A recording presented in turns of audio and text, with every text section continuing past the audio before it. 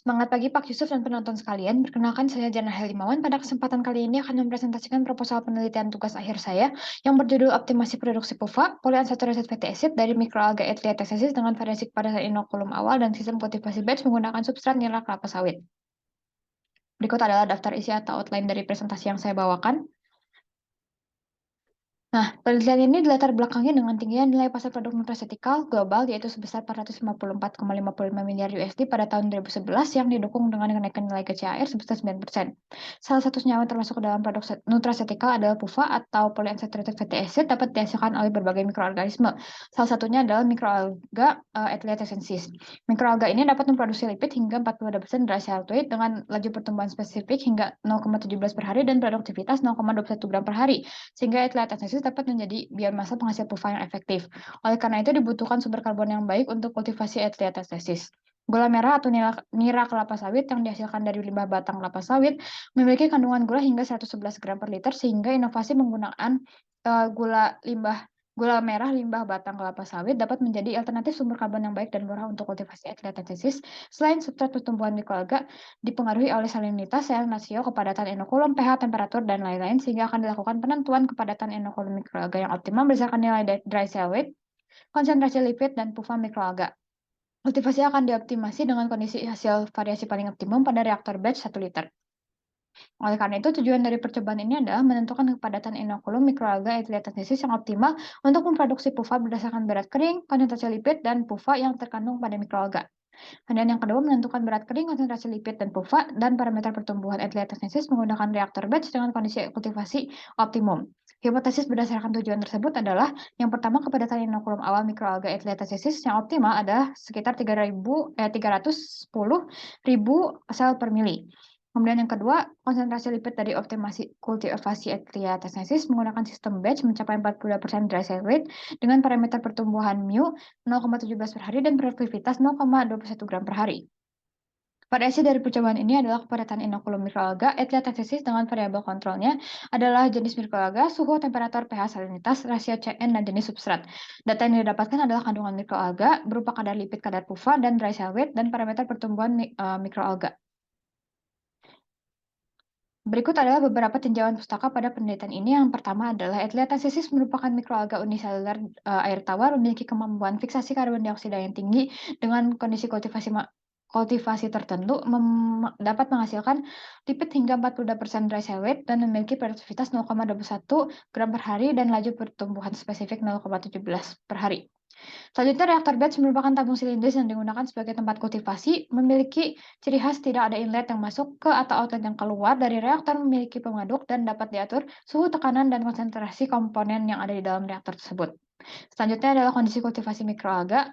Metabolisme mikroalga dapat dibagi menjadi tiga berdasarkan sumber karbonnya, yaitu autotrof, mixotrof, dan heterotrof. Autotrof adalah ketika mikroalga memperoleh sumber karbon dari fotosintesis, sedangkan heterotrof adalah kondisi ketika mikroalga menggunakan sumber energi dari karbon organik. Metabolisme mixotrof merupakan gabungan dari kedua metabolisme sebelumnya, yaitu sumber energi yang digunakan adalah dari cahaya dan senyawa organik. Kepadatan inokulum mikroalga merupakan jumlah sel per volume medium yang penting untuk ditentukan sebagai inokulasi awal yang nantinya akan berpengaruh pada hasil kultivasi. Gula merah atau nira batang kelapa sawit merupakan sumber karbon yang digunakan untuk kultivasi, memiliki kandungan total gula 96,7 hingga 111 gram per liter. Kemudian PUVA atau polyunsaturated fatty acid merupakan asam lemak yang memiliki dua atau lebih ikatan rangkap, dapat dikelompokkan menjadi omega 3 dan 6. Pengelompokan asam lemak lebih rinci dapat dilihat pada gambar pada salin dia. Selanjutnya, sokletasi merupakan metode ekstraksi berprinsip maserasi yang berulang, menggunakan alat soklet seperti pada gambar dan memiliki kelebihan tidak membutuhkan banyak pelarut, tetapi rendemen yang dihasilkan tetap tinggi. Enzensana merupakan pelarut yang akan digunakan, bersifat nonpolar dan dapat melarutkan senyawa nonpolar lainnya. Selanjutnya adalah sentrifugator. Sentrifugator merupakan alat untuk memisahkan biomasa dengan prinsip memanfaatkan gaya sentrifugal untuk memisahkan partikel. Berikut adalah state of the art dari penelitian ini. Penelitian akan dilakukan pada laboratorium isolasi dan analisis bahan alam, laboratorium instruksional 1 dan 2, laboratorium analisis biomasa, dan laboratorium perancangan rekayasa produksi sistem hayati pada gedung Lab 1A Institut Teknologi Bandung, Kampus Jatinangor. Waktu pelaksanaan adalah Agustus hingga November 2023.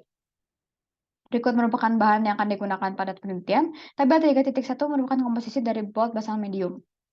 Berikut adalah rancangan penelitian dimulai dari kultur etiletas akan diinokulasi, diaktifasi, kemudian dikultivasi dengan kepadatan inokulum, dengan variasi kepadatan inokulum, kemudian dipanen dan dipisahkan menggunakan sentrifugasi hingga didapatkan pelet mikroalga. Pelet tersebut akan dikeringkan, kemudian disolidasi dan dianalisis kandungan lipid dan pufanya, dilanjutkan dengan optimasi pada sistem batch dengan kondisi berdasarkan variasi yang paling optimum, dan ditentukan dry cell weight, konsentrasi lipid dan pufa, dan parameter pertumbuhan mikroalga. Berikut adalah parameter penelitian kultivasi Ethylene. Selanjutnya adalah metode penelitian. Pertama-tama akan disiapkan medium kultur bold besar medium yang komposisinya tertera pada tabel 3.1 sebelumnya, sebanyak 1 liter untuk masing-masing variasi. Selanjutnya, mikroalga diinokulasi pada medium BBM dengan tambahan glukosa 10 gram per liter selama 2-3 hari hingga kepadatannya bernilai 10 pangkat 4, 10 pangkat 5, dan 10 pangkat 6 sel per mili, ditentukan menggunakan hemositometer.